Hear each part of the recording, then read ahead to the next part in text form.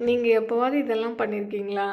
எல்லா வேலையும் நாளைக்கு பண்ணிக்கலாம். இப்போ ஒரே ஒரு எபிசோட் மட்டும் பார்க்கலாம் அப்படின்னு சொல்லிட்டு அந்த வேலைய வந்து ஸ்கிப் பண்ணியிருக்கீங்களா? அதுக்காக தான் இந்த ஈட் தட் ஃப்ராக் இந்த புத்தகம் நமக்காக தான். இந்த புத்தகத்தில சொல்றது ரொம்ப சிம்பிளா இருந்தாலும் பவர்ஃபுல்லா இருக்கும். உங்க நாள்ல ரொம்ப முக்கியமான, ரொம்ப கஷ்டமான வேலைய அதாவது நீங்க ஒரு நாள வந்து ஸ்டார்ட் பண்ண போறீங்க அப்படின்னா, என்ன வேணும்? எனக்கான பெனிஃபிட் தருமா அந்த வேல? அத முதல்ல நீங்க முடிச்சிட்டீங்க அப்படின்னா, நாள் முழுக்க வந்து ரிலாக்ஸ்டா இருக்கலாம். ஃபார் எக்ஸாம்பிள் இப்போ நீங்க எக்ஸாமுக்கு படிக்கணும்னு நெனைக்கிறீங்க. ஆனா, யூடியூப், நெட்ஃப்ளிக்ஸு, வாட்ஸ்அப் இது எல்லாத்தாலயும் நீங்க வந்து டிஸ்ட்ராக்ட் ஆயிர்றீங்க.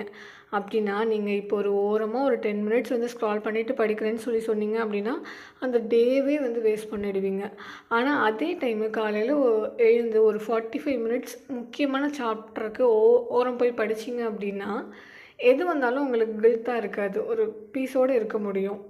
இந்த புத்தகத்துல ஒரு சில நல்ல வழிகள் வந்து சொல்லியிருக்காங்க.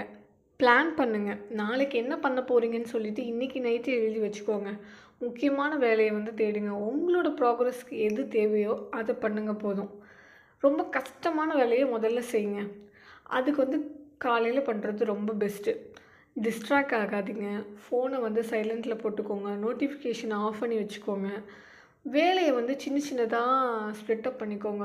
பெருசா பார்த்தீங்கன்னா, அது ரொம்ப பெருசா இருக்க மாதிரி இருக்கும்.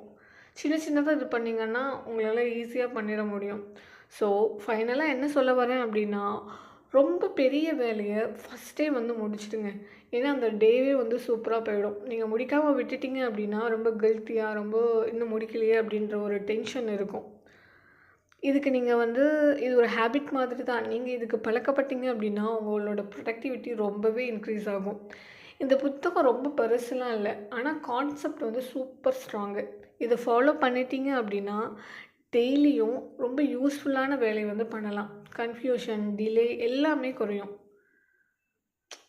ஃபைனலா ஒரு டிப்ஸ் சொல்லவா? ஒரு பக்கத்துல உங்களுக்கு இப்போ ஒரு 1 டேக்கு என்னென்ன வொர்க் பண்ண போறீங்க அப்படின்ற மாதிரி எழுதி வச்சுக்கோங்க.